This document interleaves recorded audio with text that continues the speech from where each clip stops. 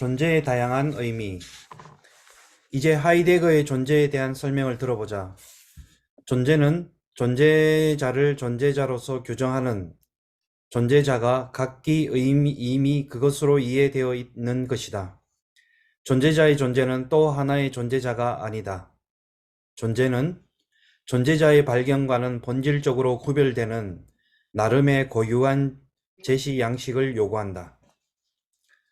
뭐뭐 존재는 있다는 사실과 그리 있음, 실제, 눈앞에 있음, 존립, 타당함, 현존재, 주어져 있음에 놓여 있다.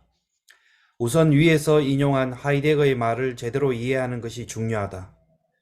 존재는 존재자를 존재자로서 규정하는 것이라는 말은 무엇을 의미하는가? 여기서 규정한다는 말은 무엇을 뜻하는가? 규정한다는 것은 서술한다는 것이다. 서술한다는 것은 주어의 수어를 연결한다는 것이다. 예컨대 개나리꽃은 노랗다는 주어인 개나리꽃과 수어인 노랗다가 연결된 문장이다. 이 문장은 개나리꽃이 노랗다는 것을 말하고 있다. 이때 개나리꽃은 노란 것으로 규정되어 있는 것이다. 개나리꽃이 노란 것으로서 규정될 수 있다는 것은 그것이 노란 것에서 이해될 수 있다는 것을 뜻한다. 어떤 것이 뭐뭐에서 이해될 때 이 뭐뭐를 어떤 것의 이해 지평이라 한다. 존재는 개나리꽃이나 노란 것 등에 존재하는 것들이 이해될 수 있는 지평이다. 존재는 존재자를 규정하거나 이해하기 위한 지평이다. 지평은 어떤 것이 자신을 내보이거나 드러낼 수 있는 열린 공간이다. 존재하는 것은 다양한 의미의 존재에서만 자신을 나타낼 수 있다. 지평과 그 속에 나타나는 것이 동일한 것이 아니듯 존재와 존재자는 서로 다른 것이다. 즉 존재, 있음과 존재하는 것, 있는 것 사이에는 존재론적 차이가 있다. 존재는 존재자가 아니고 존재자는 존재가 아니다. 존재는 존재자와는 달리 눈에 보이지도 귀에 들리지도 손에 만져지지도 않는 것이다. 그럼에도 우리는 존재라는 낱말을 자명하게 사용하고 있다. 아니, 존재를 학문적으로 탐구하기까지 한다. 존재에 관한 탐구를 존재론이라 한다. 존재론은 존재하는 것의 존재를 드러내어 존재의 구조를 해명하는 과제를 갖는다. 이를 위해서 우리는 어떻게든 존재를 발견하고 이해하고 있어야만 한다.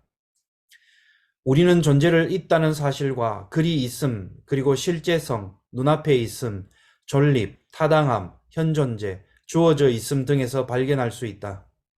이러한 것을 우리는 존재의 방식이라 할 수 있다. 있다는 사실은 어떤 것의 있음을 사실로 받아들이는 것을 말한다. 그리 있음이란 어떤 것의 그렇게 있음, 즉 어떠한 모습 또는 속성으로 있음을 말한다.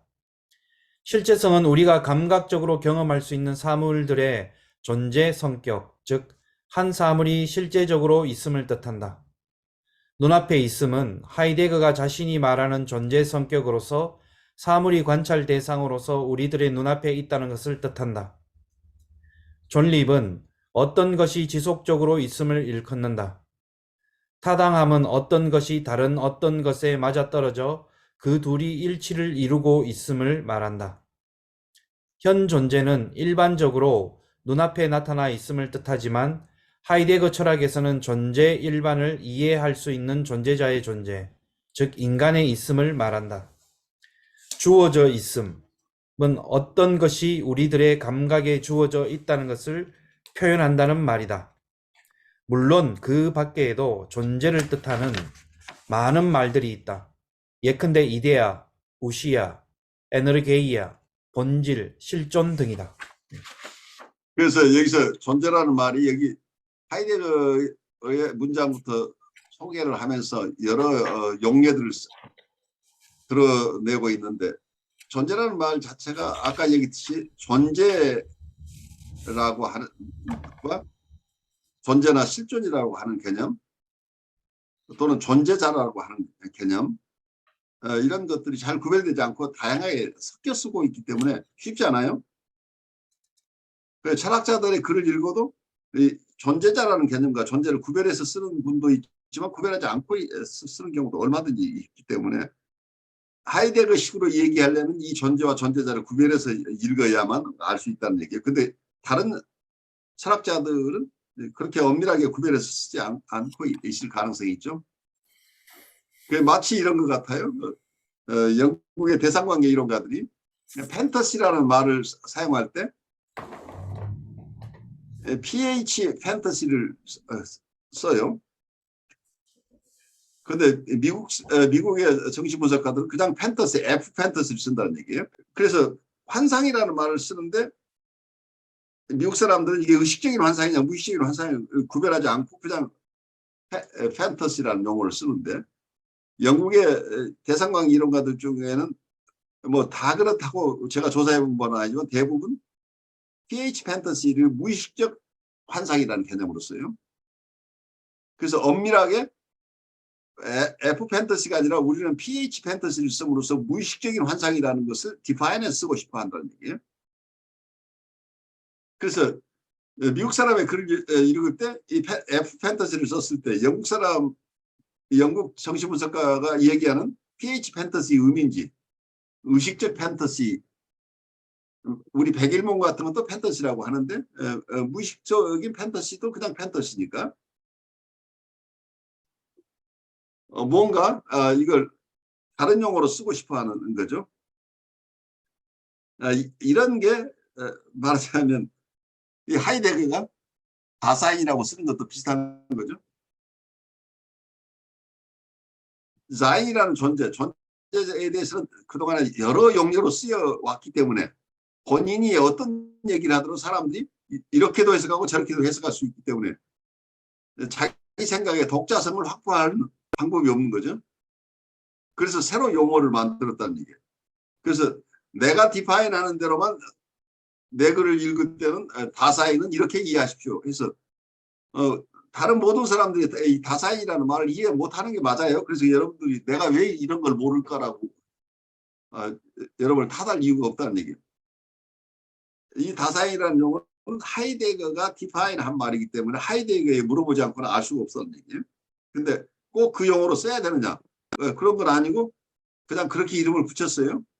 그리고 아까 존재에 대한 얘기를 하는데 지평이라는 용어를 쓰고 있죠. 호라이즌이라는 용어를 쓰고 있죠. 이 지평이라는 개념을 여기서 존재는 존재자를 규정하거나 이해하기 위한 지평이다 라는 얘기죠. 존재라는 것이 호라이즌이라는 얘기예요. 지평에서 존재자가 드러난다는 얘기죠.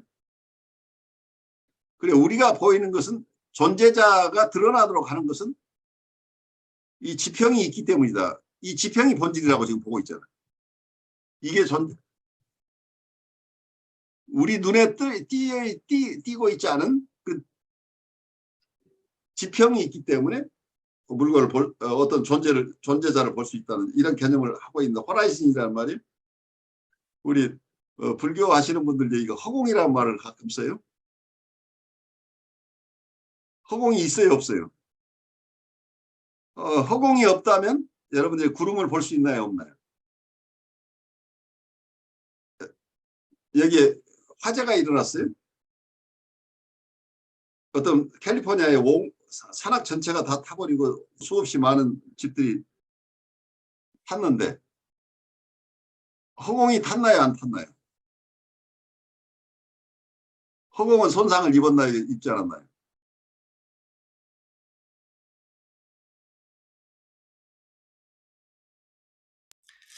허공은 제가 생각에는 없는 것이기에 눈에 보이는 공간은 모르겠습니다. 하여튼 제가 보기에는 허공이라는 것은 존재하지 않는 그냥 없는 것이 아니겠습니까? 무가 아니겠습니까? 그러니까 무라는 거 아주 중요한 개념이 나왔어요. 예. 무하고 유를 어떻게 구별해요?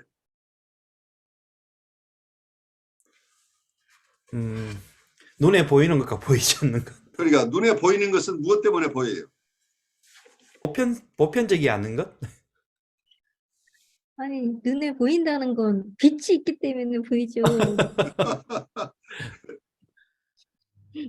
과학적으로.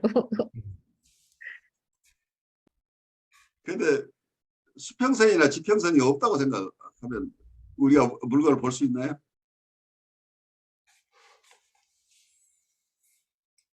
이 지평이라는 얘기가 자연사를 불러일으키는데 존재자가 드러나는 것은 어떤 지평이 있기 때문이다. 그것이 드러날 수 있는 어떤 백그라운드가 있기 때문이다. 그러니까 우리가 존재자를 존재자로 있도록 하는 것은 이 지평 때문이라고 얘기를 하고 있잖아요.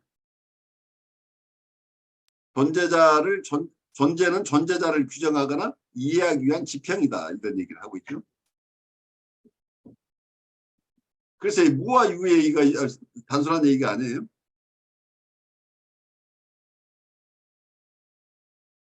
하나님을 믿고 있으면 존재하시는 거예요. 근데 네. 하나님을 눈으로 보실 수 있어요? 어떤 사람은 봤다고도 하는데 저는 제 마음속에 있습니다.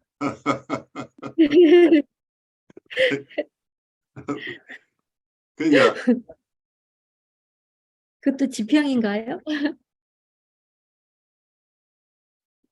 우리 모든 존재자들이 없어져도 없어지지 않는 실체는 하느님밖에 안 계시잖아요. 서구적인 개념으로 친다면, 과거에 중세적인 개념으로 본다면 비잉이라고 하는 것은 결국은 우리는 사람은 어떤 크리스천 전통적인 생각으로 이 얘기를 좀 진행시켜 보죠. 우리는 어떻게 태어났어요? 사람은 어떻게 창조된? 하나님의 모상으로 창조됐다고 얘기하시잖아요. 하나님의 모상으로 창조된 게 사람이다 얘기를 하고 있죠. 그래 하나님의 이 이미지로 창조됐다고 한다면 그러니까 저작권자는 누구예요? 하나님이네요. 그러니까 우리가 사람으로서 존재하도록 하는 근거는 하나님이라는 얘기잖아요. 여기가 하이데거 얘기로 한다면 존재는 존재자를 규정하거나 이해하기 위한 지평이다. 그리고 하나님이라는 지평을 떠나서는 인간을 이해할 수 없다는 얘기죠.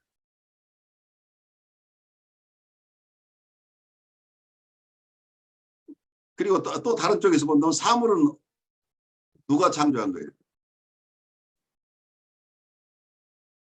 삼라만상이 다 하나님이 창조하신 거잖아요. 그러니까 이 사물을 이해하는 것도 결국은 사물도 창조주가 따로 있기 때문에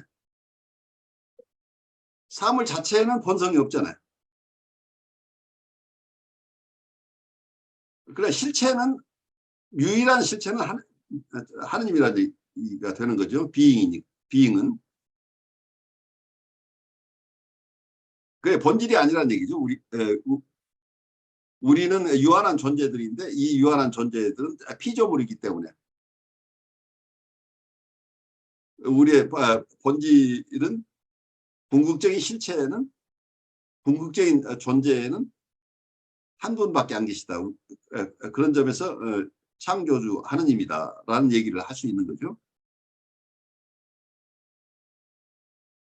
그래서 사물을 어떻게 이해할 것인가. 여기서 하이데거 얘기가 아까 다시 한번 얘기를 하면 존재는 존재자를 규정하거나 이해하기 위한 지평이다. 그러니까 하느님의 창조라는 이런 개념을 떠나서는 사물을 이해할 수 없다는 얘기예요. 사물 자체가 생겨난 게 아니니까. 누군가가 창조 과정, 어떤 존재에 의해서 만들어졌다고 한다면 실제 존재는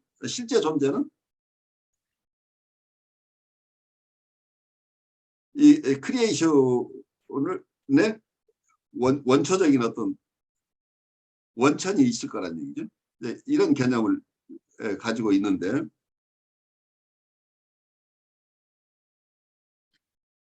하이데거가 원래 신학을 공부하던 사람인데 나중에 철학자로 왔기 때문에 이분의 얘기 속에서는 어떤 면에서는 여러 가지 신학적인 사유와 철학적인 사유가 함께 있기 때문에 제가 이 얘기를 조금 하는 거예요. 철학으로 왔지만 그 개념 속에는 깊은 여러 사유들이 함께 포함되어 있는데, 그래서 인간이 뭐냐라는 인간의 본질 얘기를 하게 되면은 결국은 인간은 창조되었고 모든 사물로 창조됐기 때문에 인간의 존재로는 결국 신학과 분리해서 생각할 수 없었다는 얘기예요. 제가 예를 들어서 이 어떤 면에서 중세적인 존재론이에요. 중세적인 존재론에서 우리의 사람이나 아니면 신이나 자연을 어떻게 이해할 것인가 하는 쪽에서 중세적인 견해 중에 하나가 이냐시오 성인이라는 분이 쓴 500년 전에 쓴 영신술이라는 책자에 이런 얘기가 나와요. 어쩌면 그 책에는 원리와 기초라는 제목으로 이런 얘기를 하고 있는데, 사람은 우리 주 천주를 찬미하고 공경하고 그분께 봉사하며 또 그렇게 함으로써 자신의 영혼을 구하기 위하여 조성된 것이다. 우리는 창조됐는데 하느님의 찬미하고 공경하고 그분께 봉사하기 위해서 창조됐고, 또 한편에서는 자신의 영혼을 구원하기 위해서 창조됐다. 그래서 창조의 목적이 분명히 있죠. 우리의 존재를 어떻게 이해할 것이냐 한다면 창조자는 이런 목적으로 우리를 창조했다, 이제 이런 얘기고, 그 다음 나오는 얘기는 그 외에 땅 위에 있는 모든 것들은 다 사람을 위하여, 즉 사람이 조성된 목적을 달성하는 데 도움이 되기 위하여 창조된 것이다, 이런 개념이 있죠. 그러면 이 자연의 모든 사물은 인간이 사람이 태어난 목적을 달성하는 데 도움을 주기 위해서 자연 삼라만상이 어떤 창조됐다는 이런 얘기죠. 그래서 여기에서 서구적인 개념이 나와요. 사람이 가장 귀하다는 존재가 나오는 거죠. 그리고 자연을 도구화할 수 있는 근거가 이 속에 숨겨져 있죠. 그러니까 도구로 보는 거죠. 인간이 창조된 목적을 달성하는 데 도움이 역할을 하는 게 어떤 땅 위에 있는 모든 것들이라는 얘기예요. 근데 이러한 이해가 서구의 베이직한 이 존재론이죠. 그래서 하나님을 전제로 해서만 인간이 이해가 되고, 그리고 자연도 이해가 되는 거죠. 그래서 여기에서는 서구 분들이 자연을 정복의 대상으로 하고 있는 것은 어쩌면 다른 쪽에서 도구화하고 있는 거죠. 근데 도구라는 개념이 이 속에 숨겨져 있다는 거예요. 서양의 전통 속에. 사람 이외의 모든 존재는 사람이 태어난 목적을 잘 달성하도록 하는데 도구로 사용을 해야 된다. 근데 문제는 사람이 조성된 목적대로 사는데 중점이 있는 게 아니고, 세상에 있는 모든 것들은 인간을 위해서 창조됐다는 쪽으로만 해석이 될 가능성이 있죠. 왜냐하면 서구적인 신이 존재하지 않는다는 개념으로 가버리면 그 첫 번째 인간이 조성된 목적에 대해서는 우리가 고찰이 없고, 그 두 번째 땅 위에 있는 모든 것들은 다 사람을 위해서 창조된 것이다 라고 이렇게 사람이 창조된 목적을 위해서 창조된 것이다 라고 보는 것보다, 그러면 사람이 창조된 목적이 우선적인데 그 부분을 딱 빼고 해석을 하면 땅 위에 있는 모든 것들은 사람에게 도움이 되기 위해서 조성된 것이다 이렇게 잘못 이해될 수 있는 거죠. 그래서 서구의 어떤 컬러니얼리즘이나 서구의 자연에 대한 정복의식, 이런 것들이 어쩌면 이러한 바이블에 대한 이해에 곡해에서 오는 게 아닌가 싶긴 해요.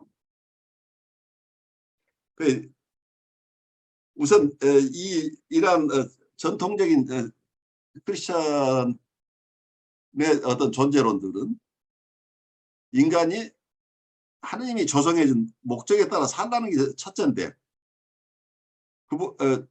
여기서 아까 소개된 두 번째 어떤 두 번째 이해가 뭐냐면 자연과 사람 간의 관계. 그러니까 하느님과 사람과의 관계, 그리고 사람과 자연과의 관계를, 사람과 자연과의 관계를 곡해야 했다고 보여요, 저는. 그러니까 하느님이 인간을 창조한 그 목적대로 사람들이 잘 살 수 있도록 이 만물이 창조됐다고 하는 이런 개념인데, 전체적으로 보면은 결국 하느님의 창조 목적에 맞도록 인간도 살고 인간이 자연을 사용하는 것도 그 창조 목적에 맞게 사용하라는 얘기인데, 하느님이 죽었다는 개념으로 어떤 허무주의가 들어오면서, 실존주의 중에 니체의 어떤 견해는 뭐예요? 우리를 지배하는 건 will to power라는 얘기. 우리는 권력을 추구하는 의지를 가지고 태어났다. 그래서 이 정란한 권력 의지가 이 속에 전면에 드러난 거죠. 이게 어쩌면 다윈의 얘기가는 적자생존이라는 개념이 있죠. Survival of the fittest인데, 이런 개념, 그러니까 이 속에서 우리는 살아남는 생존을 위해서 어떻게 살 것인가 하게 어떤 인간에 대한 이해가 숨겨져 있고, 동물적인 어떤 견해죠.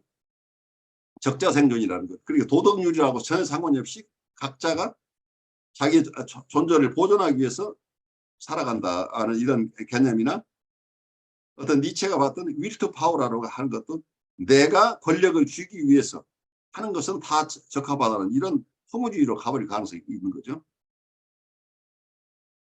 그러니까 내가 어떤 원리에 의해서 내가 창조된 목적이라는 게 있다고 하는 이 부분에 대한 부정을 전제로 하고 있기 때문에, 그러면 거기에 남는 건 하느님과 사람과의 관계는 이미 고찰의 대상이 제외되는데, 전통 속에 있는 사람과 자연과의 관계에서 사람은 자연을 정복할 수 있는 권한이 주어져 있다라는 개념으로 가는 거죠.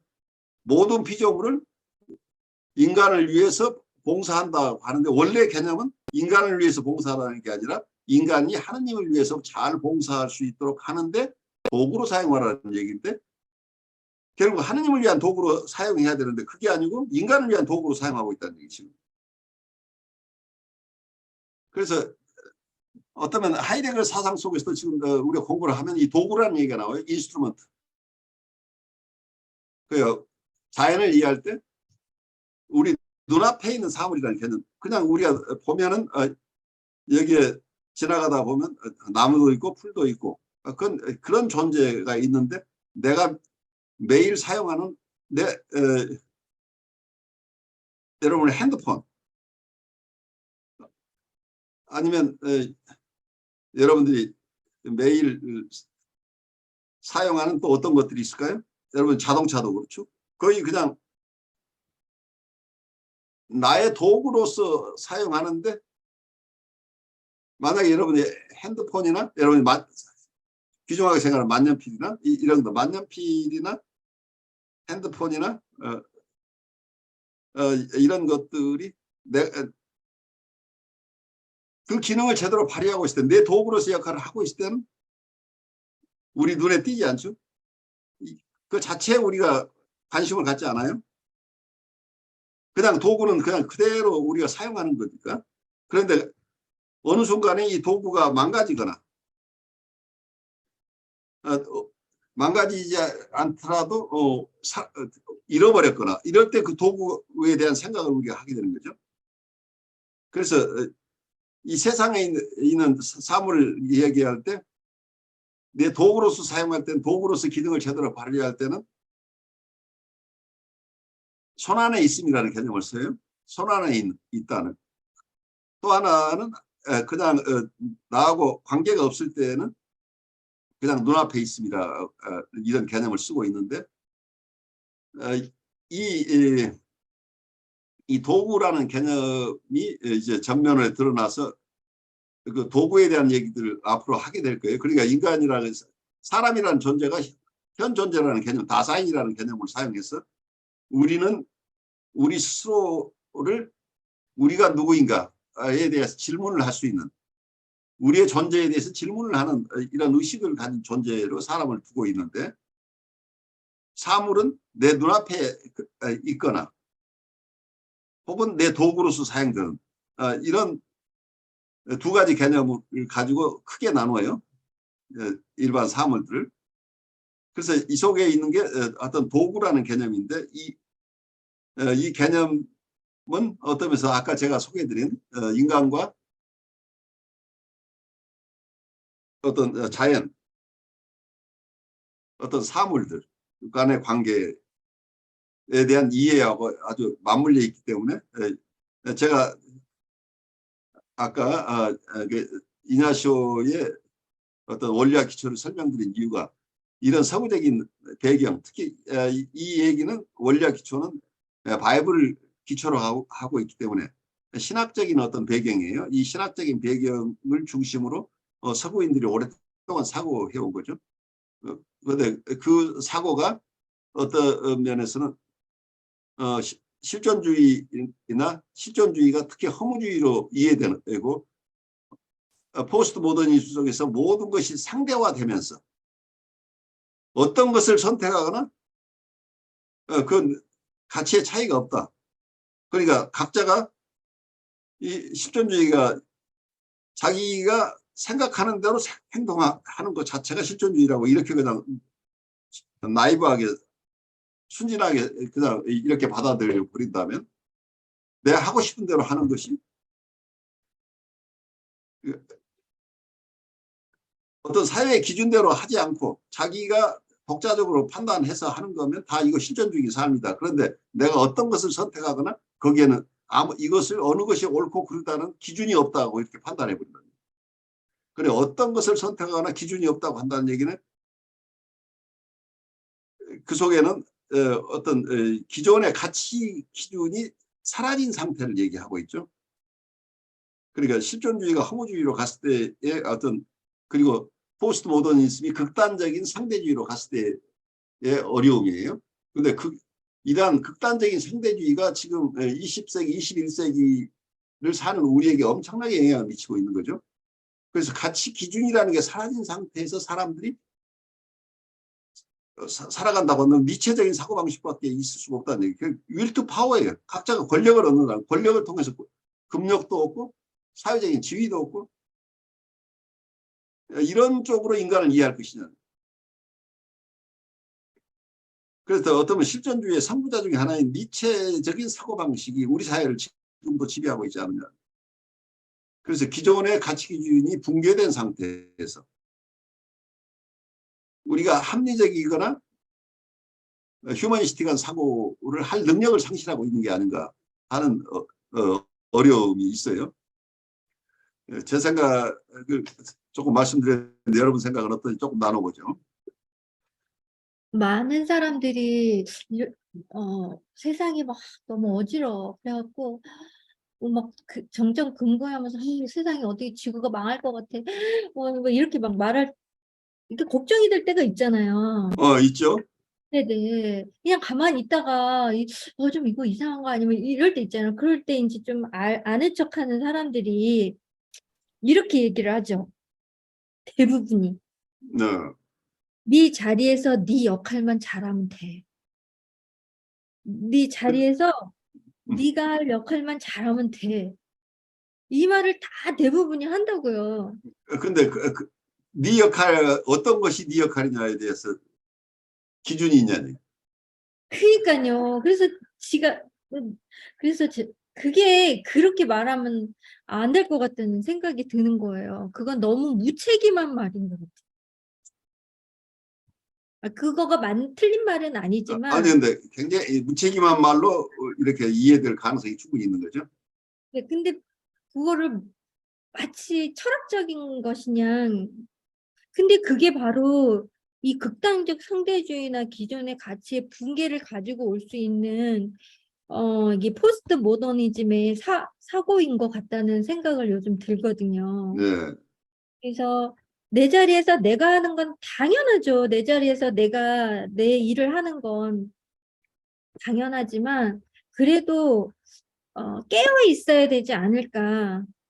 그럼에도 불구하고 내가 어떤 일을 하고 있을 때 그 일 속에서 내가 깨어 있으면서 그 일을 하는 것과 깨어 있지 않으면서 그 일에 매몰돼서 하는 것과는 굉장히 차원이 다를 거라는 생각이 들어요.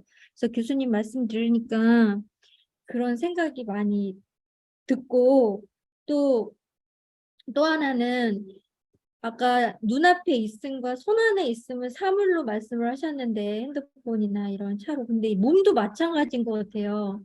몸도 내 앞에 있어서 몸에 대한 인식을 잘 못하고 있다가 아프거나 뭐 이렇게 어떻게 내 몸이 어떤 병이 있거나 이럴 때는 내 몸을 인식하면서 내가 내 몸을 너무 학대했구나 이러면서 내 몸 하면서 막 내 몸을 막 이렇게 어루만져 주는 그런 작업들이 있잖아요. 그래요. 그것 또한 그게 바로 손 안에 있음이 아닌가 이런 생각을 해봤어요. 근데 손 안에 있을 때는 그러니까 네. 내 몸이 내 원하는 대로 잘 받쳐주고 있을 때는 내가 거기에 대해서는 관심을 어텐션이 안 간다는 얘기예요. 내 몸은 항상 나를 받쳐주는 게 당연한 거란 얘기예요. 그런데 내 몸이 아팠을 때 그때야 관심이 간다는 얘기예요. 어텐션이. 이게 손 안에 있음이 손 안에 있지 않음으로 바뀌는 상황이에요.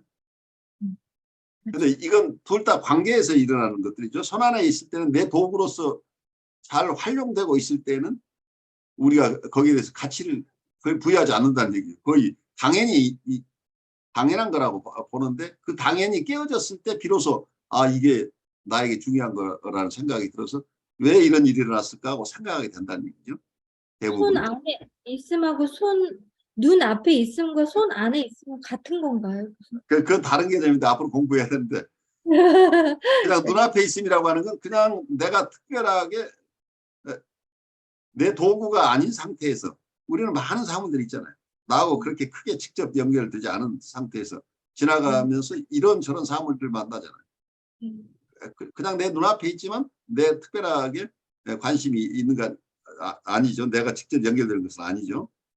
그런데 내가 애지중지하고 있는 어떤 것들 애지중지하지만 그것이 그 기능이 잘 되고 있을 때는 애지중지한다는 개념보다는 그냥 당연히 내 도구라 하는 생각으로 그래서 그걸 잊어버리고 있다는 얘기예요. 그러니까 도구가 도구로서의 기능을 하는 과정 속에서는 이게 그러니까 내 손 안에 있을 때는 내가 거의 거기에 대한 우리가 의도적으로 이 도구를 잘 사용하겠다는 의도가 없다는 얘기예요. 지금 그냥 당연한 것으로 사용되는 거죠.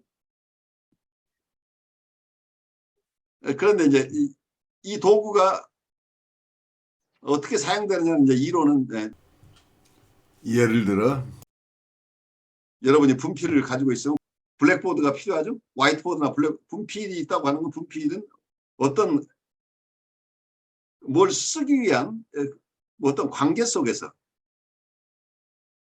그런데 이 어떤 흑판은 왜 필요한가? 흑판은 선생님이 학생들에게 잘 가르치기 위함이다. 그래서 이런 도구적인 관계가 여러 층으로 연결되는데 이런 관련성 속에서 사물을 파악하는 이런 이론을 가지고 있어요. 그래서 우리의 손 안에 있음이라고 하는 개념이 굉장히 중요한 개념으로 앞으로 사용될 텐데 우선 그렇게 좀 소개를 해드렸어요. 그러니까 아까 얘기대로 하이데거 얘기대로 하면 우리가 도구로서 사용되고 있는 한 우리가 거의 관심을 안 가지고 있다는 얘기.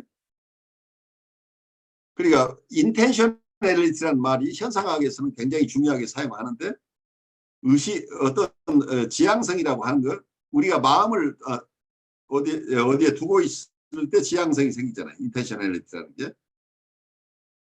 그러니까 어떤 대상에 대해서 우리가 마음을 두고 있을 때 그 대상하고 관계들이 일어나는 거죠.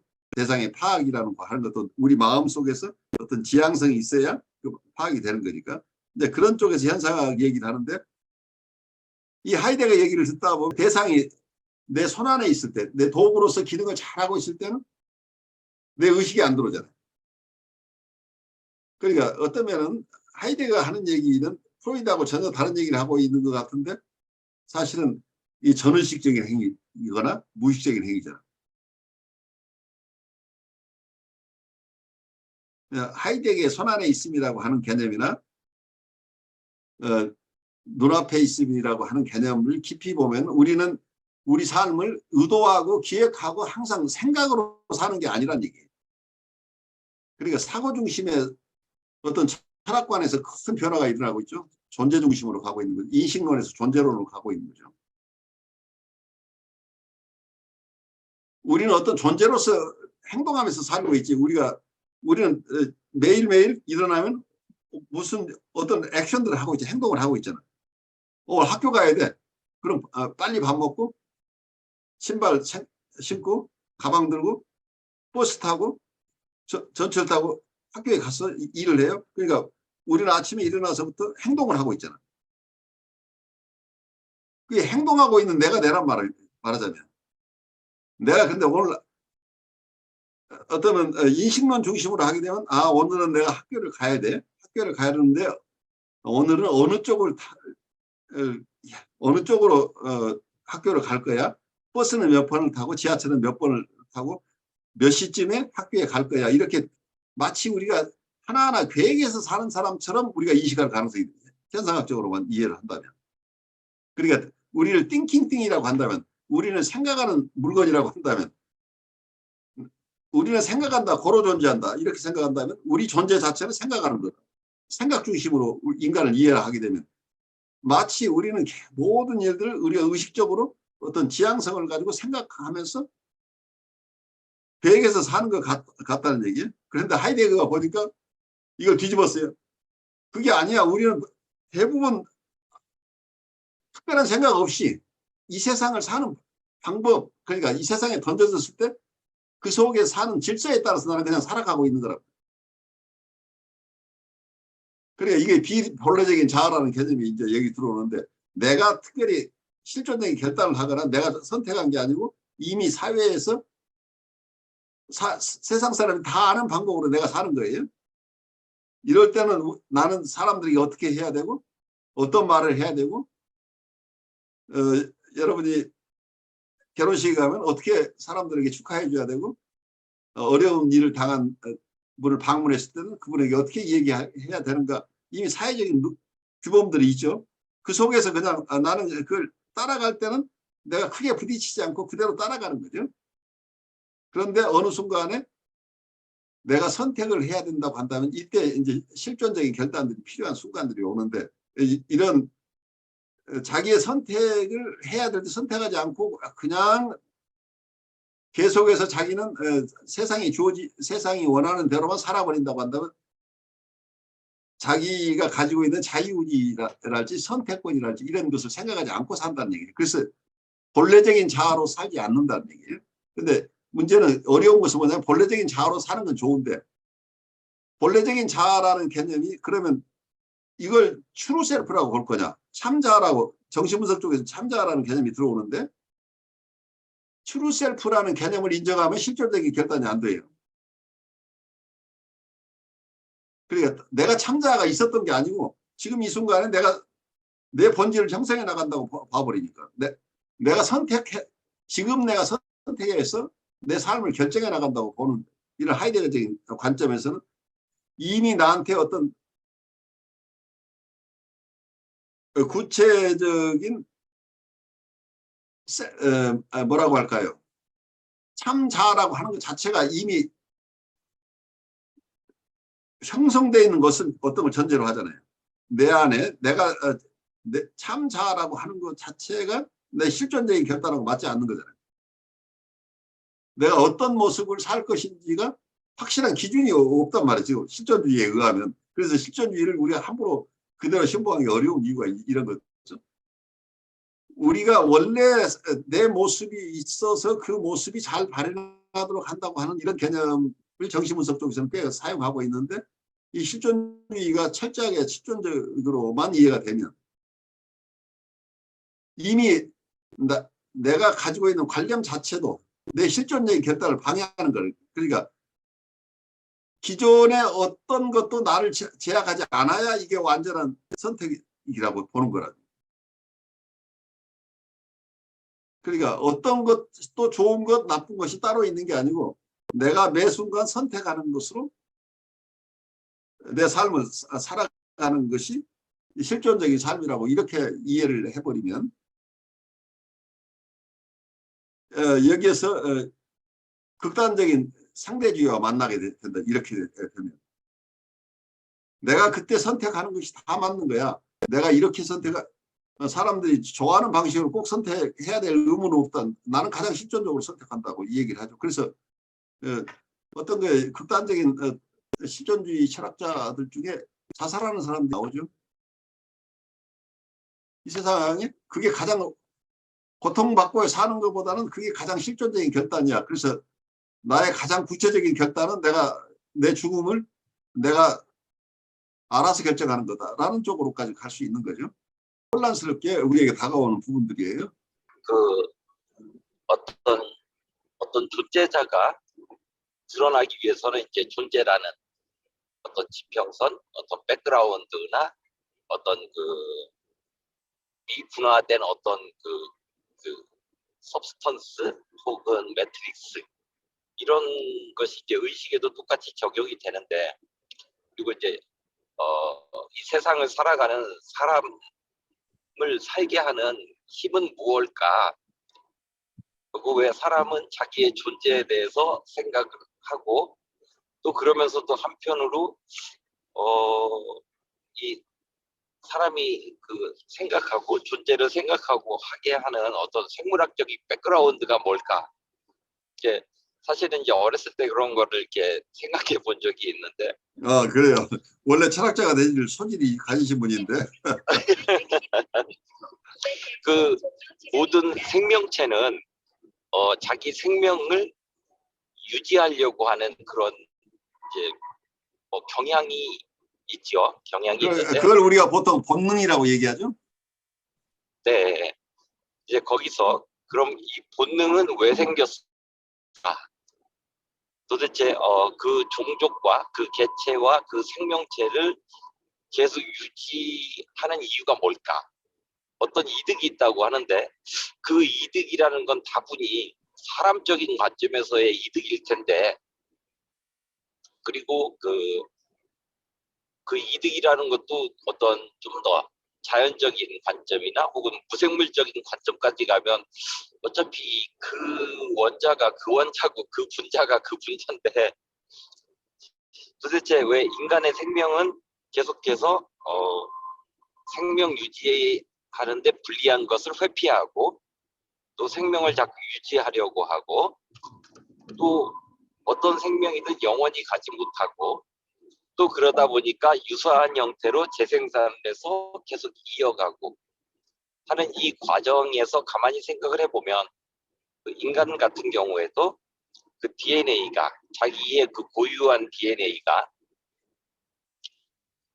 일정 정도, 만약에 사람이 1000살 정도까지 산다면 아마도 그 다양한 미생물의 공격에 의해서 아마 사망하게 될 거기 때문에, 미생물의 진화 속도를 따라갈 수 없기 때문에 어떤 DNA에서 어떤 혁신적인 진화를 위해서 이제 생식이라는 걸 통해서 이제 두 가지 서로 경험치가 다른 DNA를 이렇게 결합해서 그 어떤 미생물에 대해서 대항을 하면서 어떤 질병이나 어떤 공격으로부터 회피하면서 살아남기 위한 전략으로 그런 걸 쓰는데,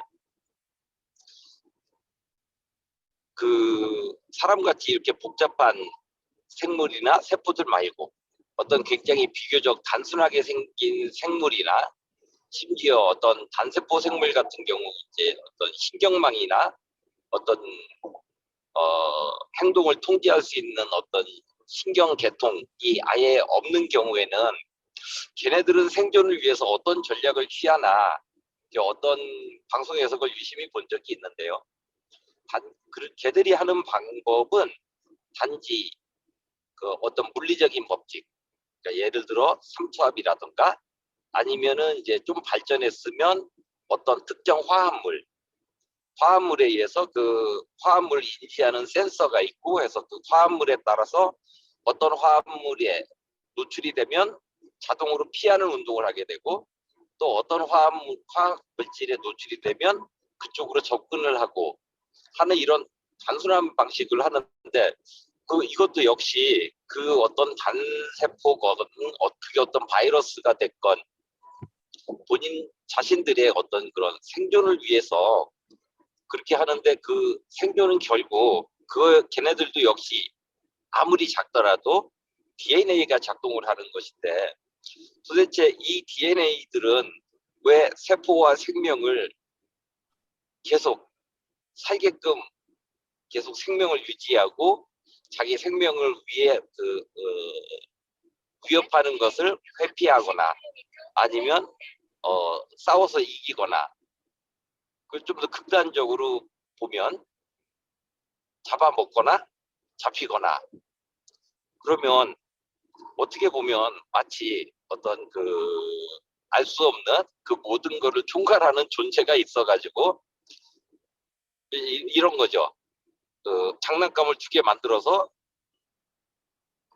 저희들도 어렸을 때 보면 이쪽에 마징가 이쪽에 태권브 이놓고 서로 싸워 누가 이겨 하면 이제 자기가 태권브 이겨놓고 봐 내가 이겼다고 내가 좋아하고 내가 싫어하고 이런 걸 보니까 이 생명 현상을 유지하라는 것도 누군가가 시킨 명령 아닌가?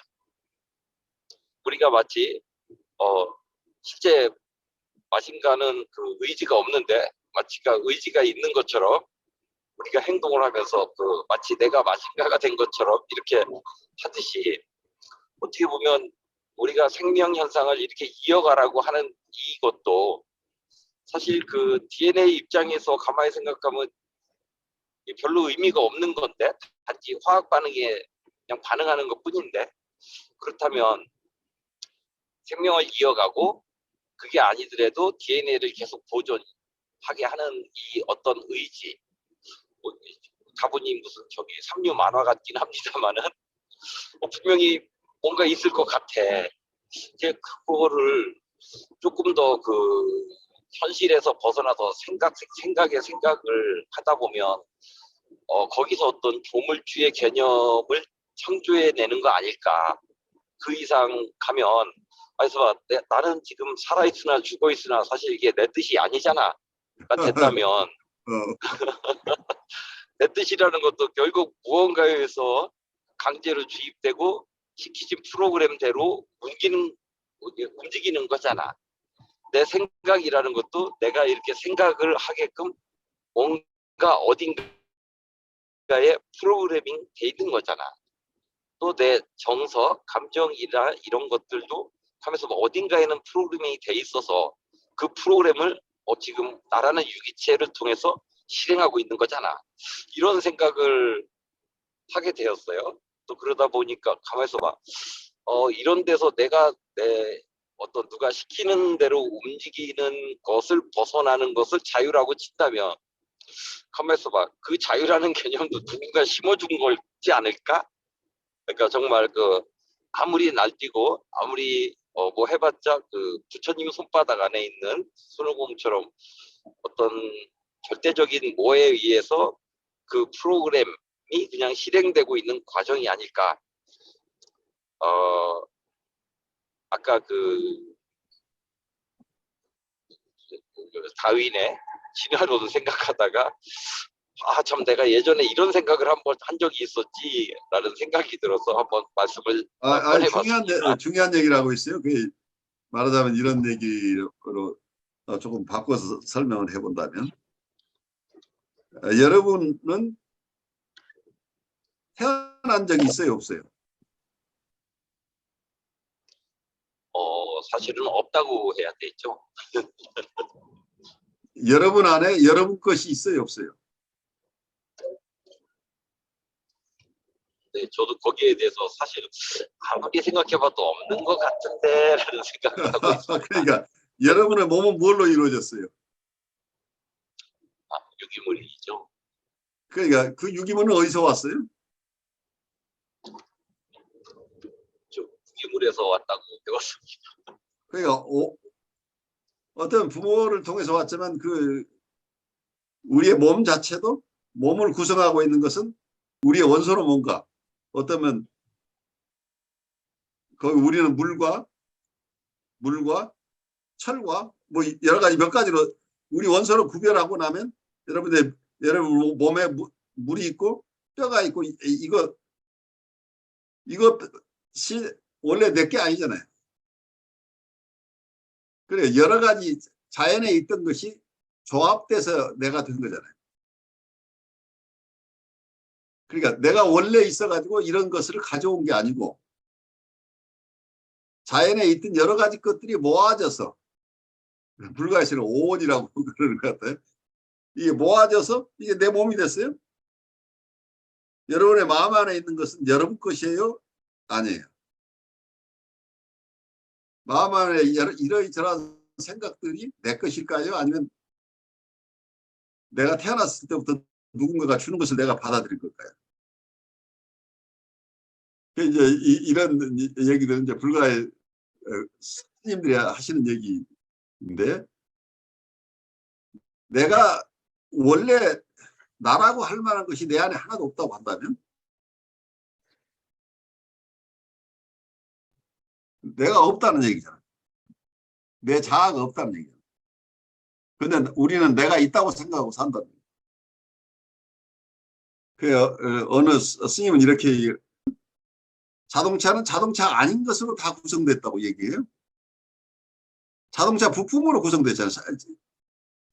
자동차가 우주선이라고 칩시다. 우주선 수없이 많은 부품들이 우주선을 만드는데 사용되죠.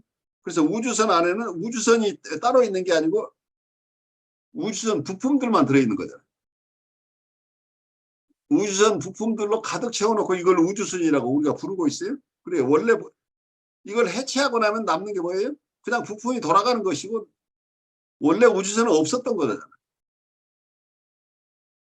그러니까 우리 사람도 이렇게 이해를 하려고 하는 견해가 있어요.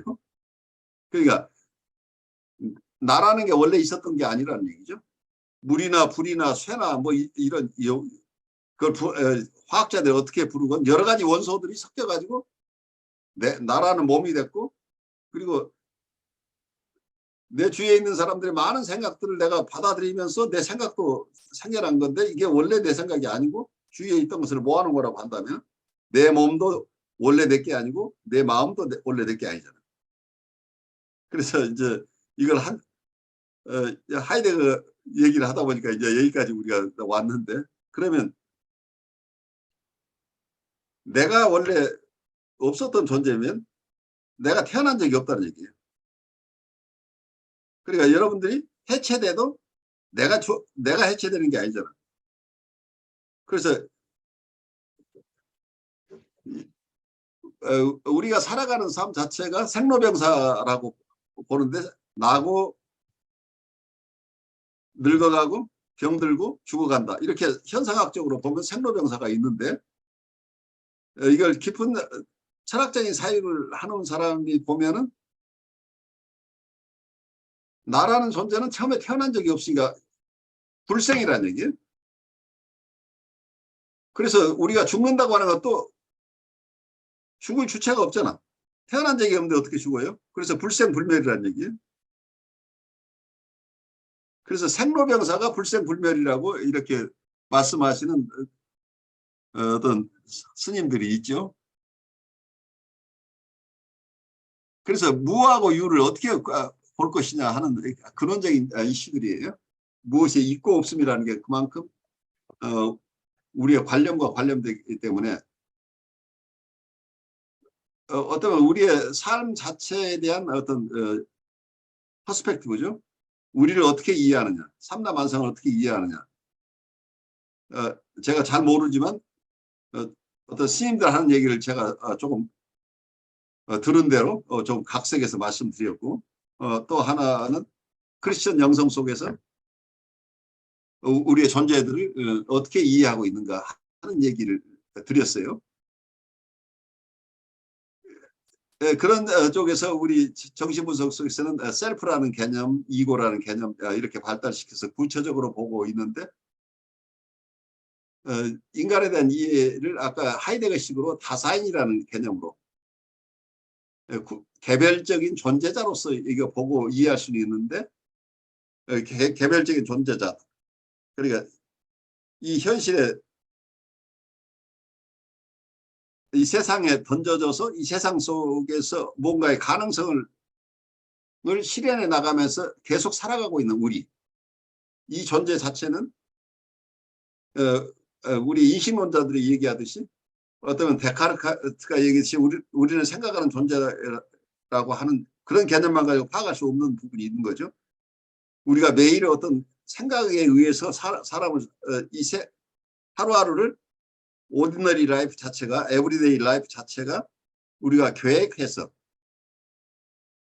의식 속에서 생각한 대로 사람들과 관계를 하고 그리고 내 일상을 사는 게 아니고 대부분 의식이 따로 생각하지 않고 살잖아요. 그러니까 띵이 아니고 우리는 난 띵이라면 대부분 여러분들 별 생각 없이 살잖아. 근데 별 생각 없이 사는 것 자체는 어쩌면 이 세상에 사는 이미 세상이 나에게 주는 어떤 노하우를 내가 터득하고 있어서 불편 없이 사는 거라니. 근데 이게 좋고 나쁘고가 아니라 우리의 실상이라니까. 실제는 우리가 크게 띵킹이라는 작용이 없는 상태에서도 이렇게 살아간다. 그러니까 이 속에서 하이데거의 견해는 제가 볼 때는 프로이드가 봤던 전의식과 무의식의 세계와 맞닿아 있다는 얘기예요. 아까 얘기한 사람과의 도구와 이 사람과 자연과의 관계, 대상과의 관계를 칠 때 대부분의 경우에 많은 경우에 우리의 삶에 도움이 되는 것들은 우리 의식에 들어오지 않고 그냥 그 도구가 내가 원하는 대로 내 손 안에서 자유스럽게 사용되고 있는 동안에는 따로 내가 이 도구를 어떻게 써야 되겠어? 내가 이 핸드폰을 어떻게 오늘 사용할 거야? 오늘 핸드폰 사용 방법, 시기 이걸 계획하고 있는 게 아니죠.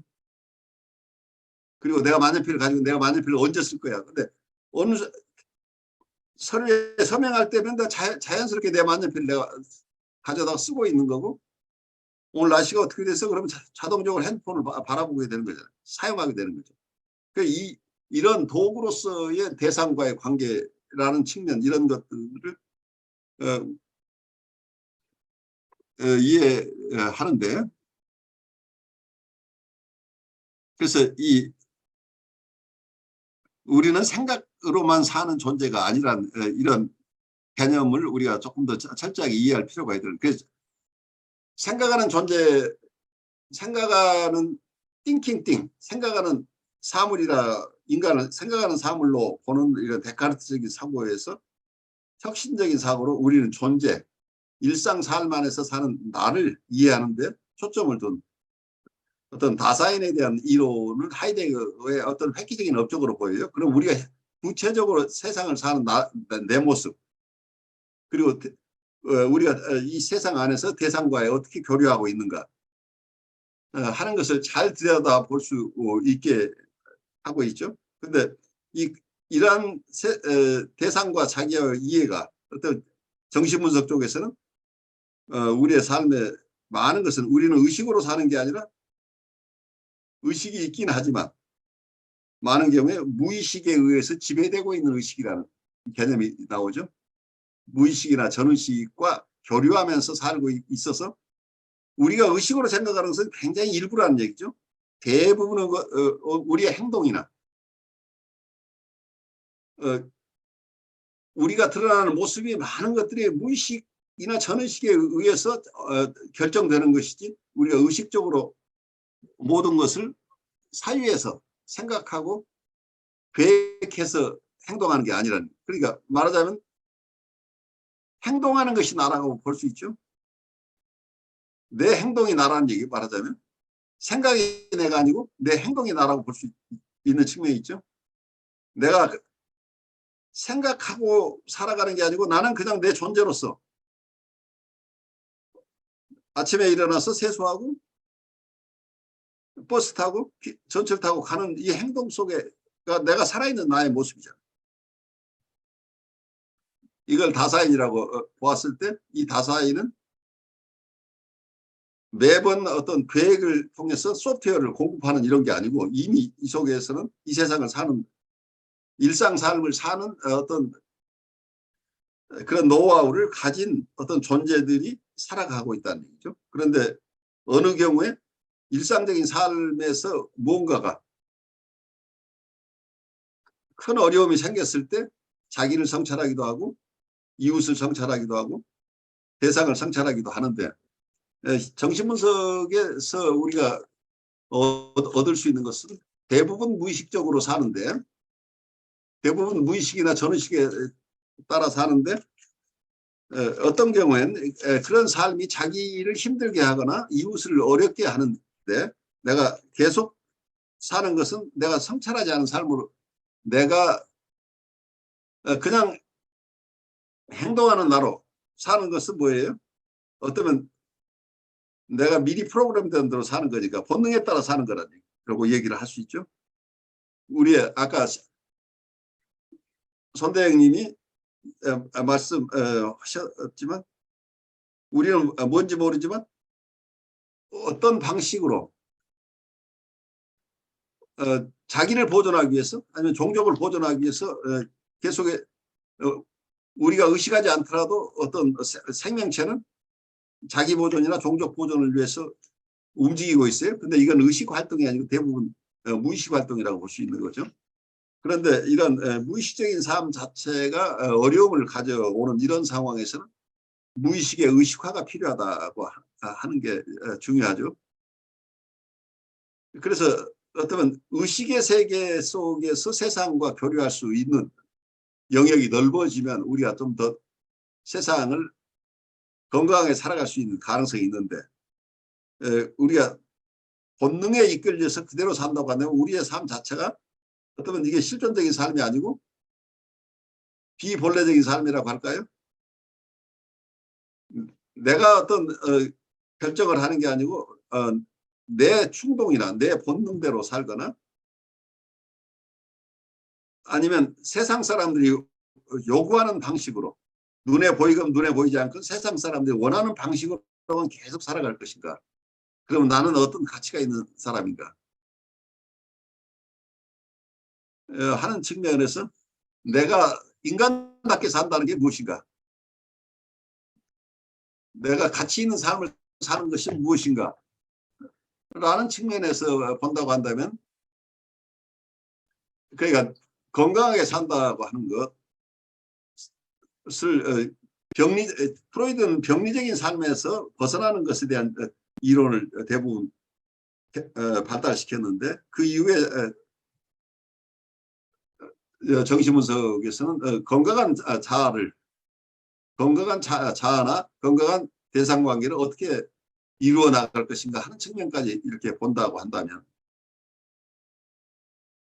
우리가 전의식이나 무의식 상태로만 사는 이러한 삶에서 벗어나서 그 무의식적인 행동의 중요한 부분들이 의식화되는 영역이 넓어진다고 한다면 우리의 삶이 좀 더 풍요로워질 것이다 라는 이런 결론을 가져올 수 있는데 문제는 여기에서도 의식화하는 건 좋은데 의식화는 해서 어떻게 하겠다는 거냐 하는 부분에서 여기서는 가치 기준이라는 문제가 나와요. 결국은 똑같은 입장에 가는 거죠.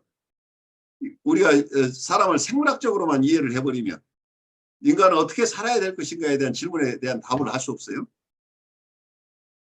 그래 철학적으로 나가건 철학적인 측면으로 계속 추구해 나가건 정신분석적으로 추구해 나가건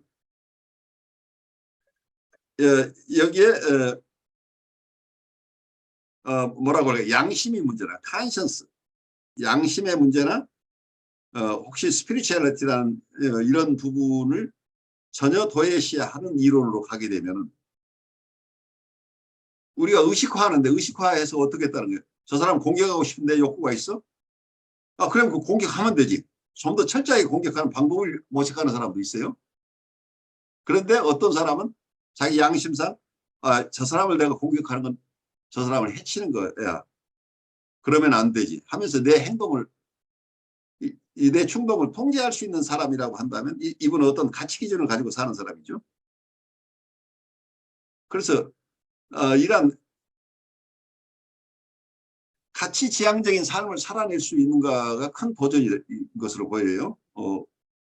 20세기, 21세기 우리 인류에게 주어진 도전은 과거에 있었던 어떤 문화에서나 일정한 도덕 기준, 윤리 기준, 어떤 삶의 가치 기준들이 있었는데 어떤 철학이라는 이름으로 허무주의가 너무 지나치게 극단화되면서 모든 것은 특별하게 가치 있는 것이 따로 있는 게 아니고 우리가 선택하는 것가 다 가치 있는 것이고 내가 선택하는 게 다 그대로 의미가 있는 거야. 그게 실존주의적인 것이야. 실존적인 삶이라는 건 내가 어떤 구속도 받지 않고 어떤 가치 기준이나 도덕적인 기준 이거하고 상관없이 내 스스로 선택하는 것이다.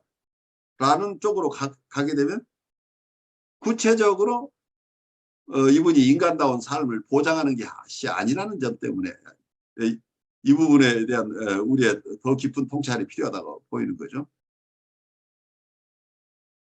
내가 자유를 만끽한다고 하는 그것이 제가 볼 때는 어떤 면에서 나이브하게 그게 자유라는 말을 우리가 뭐라고 또 표현하죠? 자유를 남용하는 경우에 방종. 그러니까 방종과 자유를 구별을 못하고 있는 게 아닌가요? 니힐리즘으로 가게 되면. 방종이 자유로운 선택이라고 한다면 이 세계는 의미가 없어져요. 그래서 의미 없는 세계를 내가 스스로 만들어낼 수도 있어요. 이 철학이 그러니까 니힐리스트적인 허무주의적인 철학이 심화되게 되면 이 세상의 가치가 사라져버리죠. 모든 가치가 사라져버리니까 모든 가치를 다 살해하고 나면 결국 나도 살해하게 돼. 결국 자기도 살해된다는 얘기예요. 그러니까 어떤 신적인 존재를 살해하는 것에서 어떤 신의 존재를 부인하고 니체가 얘기해서 신이 없어졌다고 하는데 거기에 그러니까 그 신이라는 개념 속에는 여러 가지 가치 기준이 포함되어 있는데 어떤 종교의 신이 문제가 아니라 모든 신들을 다 부정한다고 한다면 결국은 모든 가치 기준을 부인하는 거죠. 그래서 세상에 성스러운 것, 가치 있는 것이 따로 있지 않다고 하는 쪽으로 가버린다. 그러면 각자가 한다는 실존적인 결단이라는 건 결국은 아까 뭐라고 그러셨죠? 남용을 하는 경우를 방종. 각자의 방종으로 사는 사람들끼리의 사회가 방종이 만연하는 사회가 실제로 지금 우리 사회에 상당 부분 드러나고 있죠. 아무 가치 기준이 없어요. 내 이익을 위해서 필요하다고 한다면 거짓말도 서슴없이 하고 거짓말을 잘하는 사람이 영웅이 되고 있는 사회잖아요. 아주 지능적으로 거짓말을 잘하는 사람이 아주 훌륭한 권좌를 차지하기도 하고 그리고 그렇게 잘할 수 있는 사람을 우러러보기도 하고 그걸 따라가고 싶어하는 사람도 생겨나요. 그러니까 가치 기준의 부재가 이게 심각한 사회적인 문제일 뿐만 아니라 개인적인 인격의 파탄이라는 거예요. 결국은 사회가 파탄되고 인격이 파탄될 가능성이 있기 때문에 그것이 어떤 특정한 종교의 문제가 아니라 우리 인간의 어떤 가치 그리고 사회의 가치로움을 보존할 수 있느냐라는 어려움이 생겨요. 그 가치가 어떤 것이건 과거의 사회 속에서는 동양 사회건 서양 사회건 어느 사회나 아주 귀중하게 생각하는 것, 성스럽게 생각하는 것, 가치 있는 것. 이 가치 기준은 각각 다른 가치 기준이면 가치 기준이 존재했다는 얘기예요. 근데 이 가치 기준이 철저하게 파괴되고 나면은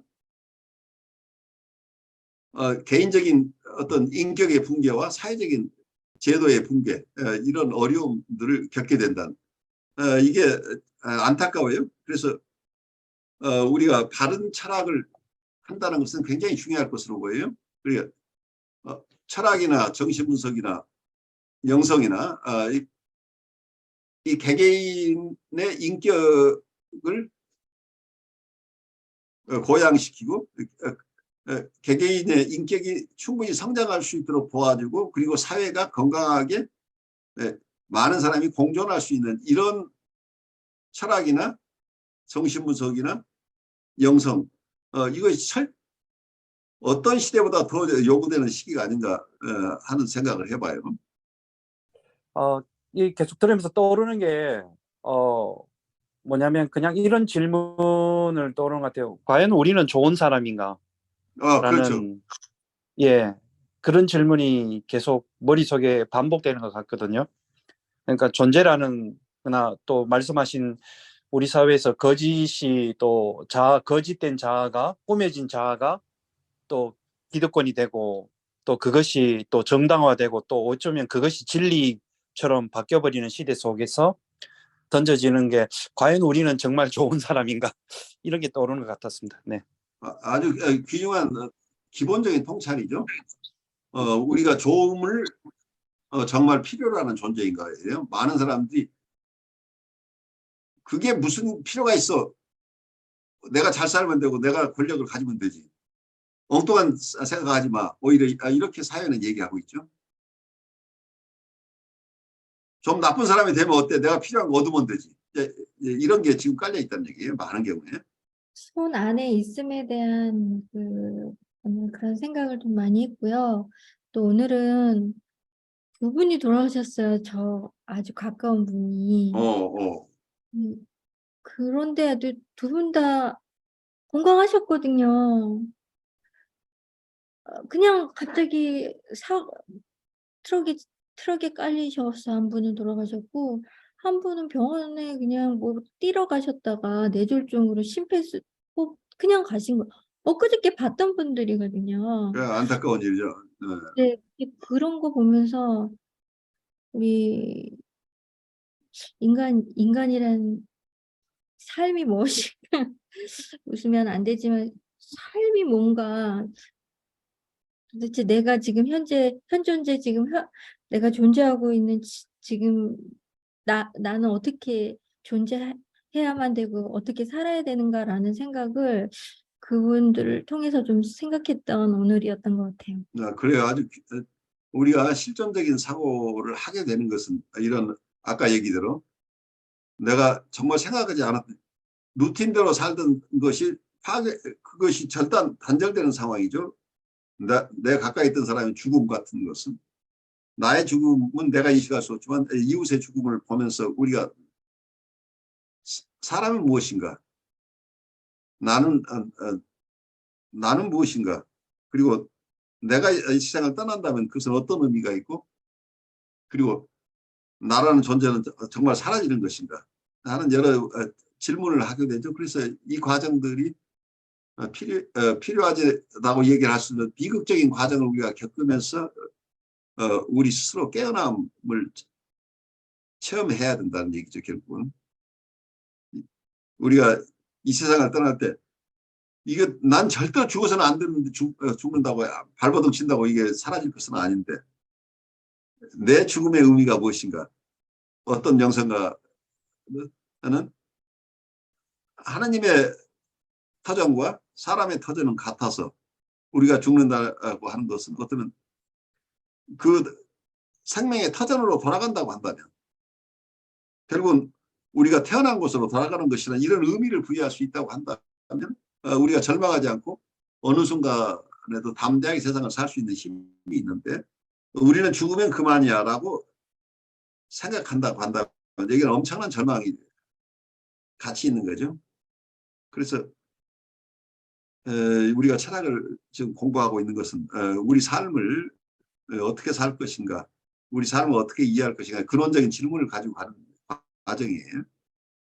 우리 각자의 삶에 대한 이해가 깊어지길 바라요. 아까 어떤 그 자유를 위해서 남을 해칠 것이냐, 니힐리즘처럼 어떤 허무주의적인 것일 것이냐, 이제 거기에 대해서 이제 반은 의문이고 반은 그냥 생각이지만 제가 가진 것은 내가 그러니까 자유도 어떤 그 시간 속에서 좀 더 그 영구적으로, 좀 더 항구적으로, 생명체가 유한하니까 항구적일 수는 없지만 좀 더 영구적인 방향으로, 또 다채로운 방향으로 자유가 실현되기 위해서는 그 어떤 자유가 행사될 수 있는 백그라운드가 계속 마련이 돼 있어야 될 것 같거든요. 그 자유의 그런 목적이 있어야 된다는 얘기, 결국. 이 존재의 목적을 우리가 가지고 있어야만 가능하다. 네네. 그렇다면은 이 사회가 지금 현 상태로 이렇게 발전해 온 이 상태가 한편으로 보면 많은 것들을 해야 되니까 많은 속박이 있는 것 같지만, 한편으로 더 많은, 더 다채로운, 더 가짓수가 많은 자유가 보장되는 것일 거다라는 생각을 하고요. 그러니까 현재 이 지금 상태가 지속적으로 유지된다는 것이 좀 더 지속적으로 자유가 보장된다는 뜻이라고 보는 게 맞지 않을까, 그런 생각을 하기 때문에 아마 서로 조화를 이루며 살아가는 가장 좋은 법이 바로 개인의 자유가 가장 많이 보장되고 더 많은 자유를 누릴 수 있는 방법이라는 어떤 역설적인 발상을 좀 해보았습니다. 그래요. 그러니까 굉장히 중요한데 어려워요. 프로이드도 초기에는 우리의 억압을 풀어주면 된다고 봤어요. 그러니까 자기의 본능이나 자기의 욕동이 최대한 발휘되도록 도와주는 역할을 중점을 뒀는데 너무 억압된 사회 속에 있었기 때문에, 그런데 후기에 가서 사람들이 1차 대전이 일어나면서 많은 사람들이 살상되고 그 속에서 인간의 잔혹함들이 드러나면서 데스인스트라는 이론을 가져오면서 사회 보장적인 측면을 더 강화해야 되지 않느냐. 각자가 자유스럽게 살려면 이 사회가 사회의 틀이 있어야 되기 때문에 사회를 보장하기 위해서는 그게 여기 슈퍼이고 이론이랄지 이런 것들이 연결되는 거죠. 초자라 우리가 도덕관념을 갖지 않으면은 자기 스스로 자기 행동을 규율하는 어떤 것들이 있지 않으면 이 인간 사회가 멸망으로 갈 수밖에 없다는 어떤 자각이 있었던 것을 보여요. 그래서 이러한 것들은 어느 영역의 학문이거나 계속 도전되고 있는 거죠. 그러니까 우리 개개인이 자유스러워져야 된다는 건 절대적인 가치이긴 하지만 방종과 자유를 구별하지 않는 상태를 우리가 최소한 피해야 되겠다는, 이 방종을 자유로 받아들이는 한 사회는 성립할 수 없게 되는 거죠. 가치가 설 자리가 없어지잖아. 방종까지를 포함한다면. 그런데 굉장히 어려워요. 그럼 어디까지가 방종이고 어디까지가 자유냐를 우리가 구별해내기 어렵다는 거예요. 그러니까 각자의 성숙도에 따라서 이게 이해될 수밖에 없는 거죠. 그래서 우리의 인격의 발달이 엄청나게 중요하다고 봐요. 그래서 자유를 바르게 누리고 방종에 빠지지 않도록 하는 것을 어떻게 할 것이냐 하는 어려움이죠. 방종이라고 하면 자유라기보다는 제가 봤을 땐 정신분석적으로 보면 욕동을 적절하게 승화시키지 못한 것이라는 얘기예요. 자기 충동대로 산다는 것, 이걸 자유라고 착각한다는 얘기죠. 자유는 어떤 면에서 자율 규제가 된 상태 하에서의 건강한 자유여야 되지 않을까 하는 생각을 해보는 거죠.